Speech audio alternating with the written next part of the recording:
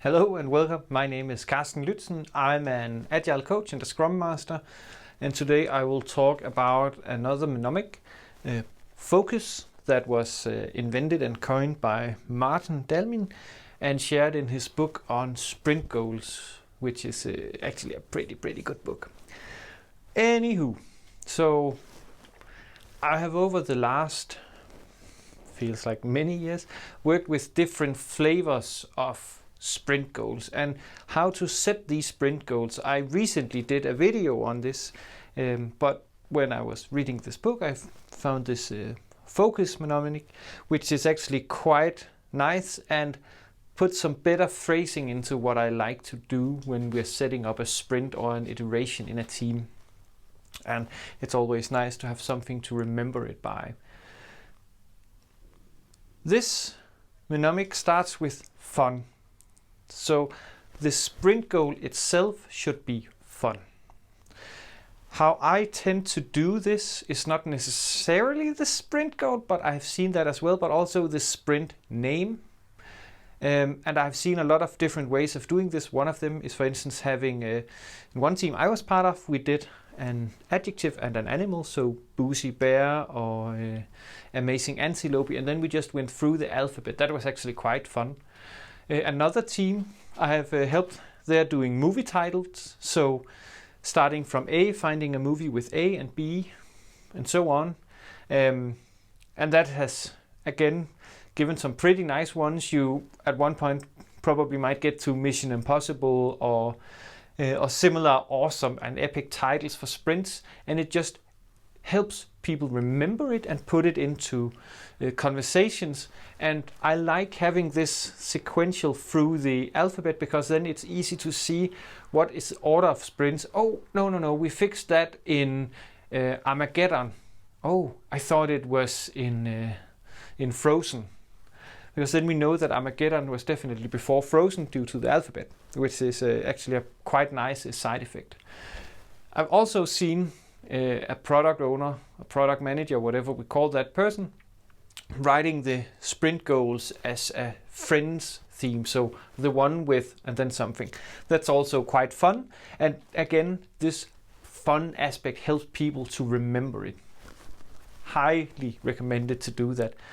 Then this outcome oriented. For me, I never obsess, and I know I'm probably not supposed to say this, I never obsess that much about the actual sprint backlog. For me, the sprint backlog is primarily a tool for the team to figure out what are the tasks we need to do to meet this sprint goal. That's why for me a sprint goal has to be outcome oriented. So it's what outcomes are we after in the sprint, and then we can make sure that those are the outcomes we deliver on. Hence this outcome oriented. It has to be collaborative. For me, it's okay if maybe the product owner, product manager has some idea of what direction is it that we're going, but it has to be a negotiation with the team and the product owner, product manager, whatever. So it's something that we phrase together. It's something that we, all parts of the Scrum team or the team, can stand behind for me. And ultimate, for me, this is quite important, and I use a bit different phrasing than what Martin do in the book, but it's maybe a bit back to this fun aspect of it.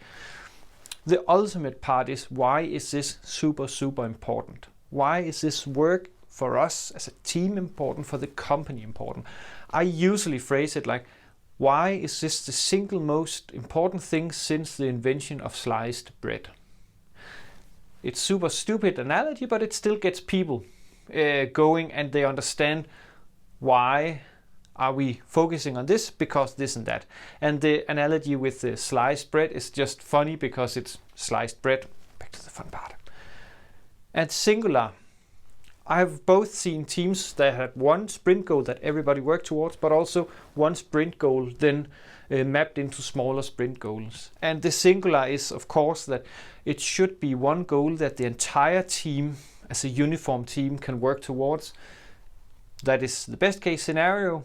Sometimes it also works okay, if you ask me, I'm being pragmatic, to break it down into smaller goals, but they still have to deliver to the same goal. It's not three disjoint goals. if you're breaking it down, for me it has to buy into the same overall sprint goal, so we do not have 3 teams running in their own direction. And that's what this singular is trying to say. Have one sprint goal, do not break it into smaller sprint goals just because you have different fractions in the team. Anywho, so that is my interpretation of this focus mnemonic that Marteen has invented, and I'm hoping that you will share how are you doing these, and also other nuggets from Marteen is highly appreciated. And that's it. If you have comments, questions, ideas, or feedback to these videos, please send me a message or write a comment. That would be awesome. And if you like them, please share and subscribe. That would be really, really awesome. Have a super awesome day.